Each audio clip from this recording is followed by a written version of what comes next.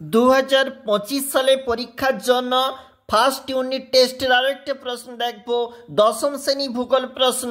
পূর্ণমান 40, সময় 1 ঘন্টা 30 মিনিট। 1 গুণ 5। মূল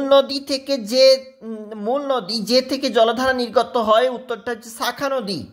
জলপ্রপাতের তলদেশে সৃষ্ট গর্তকে বলে প্রপাতকূপ। ভারতের দীর্ঘতম হিমবাহ সিয়াচেন। ভারতের শুষ্কতম মরুভূমির নাম লাদাখ। গঙ্গা সমভূমির নবীন পলিমা গঠিত মাটিকে বলে, উত্তর হবে খাদার। ভারতের দক্ষিণতম বিন্দুটির নাম ইন্দিরা পয়েন্ট। মরু অঞ্চলের শুষ্ক নদী খাতকে কি বলে, ওয়াদি।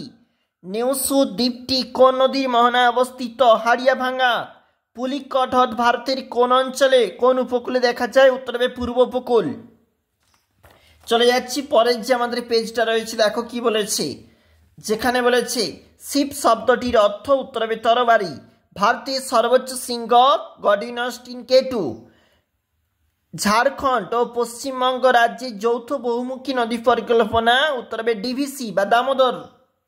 এরপরে আমাদের যেগুলা বলেছে এগুলা কিন্তু 2 মার্কের প্রশ্ন, তোমরা অবশ্যই দেখবে।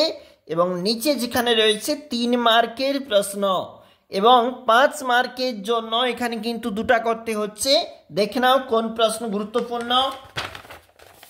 এবং নেক্সট যে পেজটা রয়েছে সেখানে কিন্তু আমাদের যে প্রশ্ন রয়েছে এখানে 1 গুণ 5 রয়েছে, অর্থাৎ ভারতের রেখা মানচিত্রে যেটা উল্লেখ রয়েছে। এছাড়া উপরে যে প্রশ্ন রয়েছে অবশ্যই দেখবি।